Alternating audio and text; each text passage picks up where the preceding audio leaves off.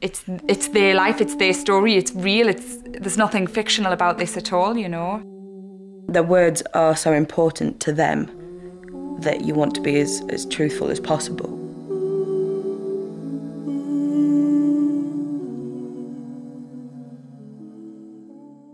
The play is an account of the experiences of women throughout this region, their experiences of having a relationship with somebody, either a serviceman or woman, who has served or is currently serving in Iraq and Afghanistan.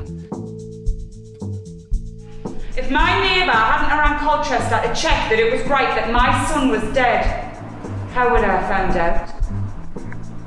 And he says, off the telly. It was their story that we were interested in, not about the politics of war. I mean, I never looked at anybody on that television and thought, I hate you because my 2 sons are in your country and you're trying to kill them. The focus and the attention is on the women, on what they're saying and how those stories are being told. But I was worried when he first came home because he had shrapnel wounds as well in his back. And as I've said before, I can't even change a nappy, so me dressing a wound, no. But I just did it because I didn't want him to be in any pain or any discomfort. One mother said to me, I don't like to talk to people, whether it's my family or friends, about the death of my daughter, because I know they don't really want to hear it. They don't, you know, people are sick of hearing about it. And of course what I did was, you know, once welcomed into their home, would sit for several hours listening. It does feel like you're in someone's front room or you're in the kitchen having a coffee with them, because you are just, we're just trying to be them.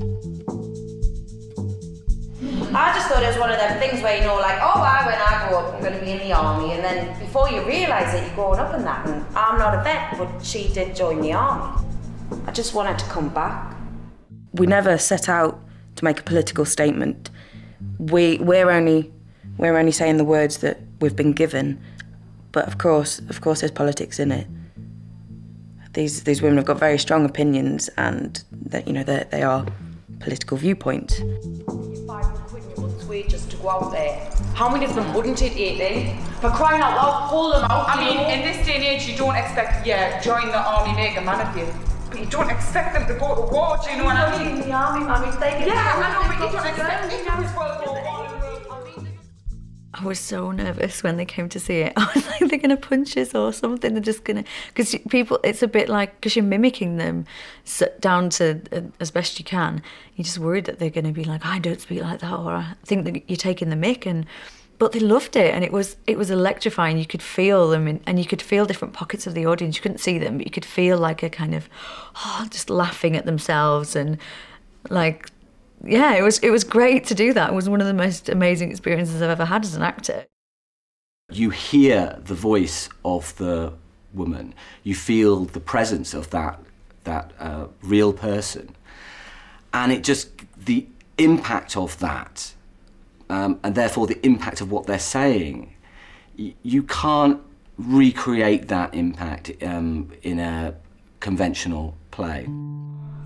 In a Christmas time, cooking the sausage rolls. Oh, because I'd say to him, right, leave them, they're cooling. And he'd sneak into the kitchen and not just take one, he'd take 2 big handfuls of the sausage. Well, he didn't know that they'd just come straight out the oven, and he didn't know. And I chased him with a spatula, and oh, well, it was a thing every Christmas then. There is obviously some tragic stories in the play, but there is a lot of laughter.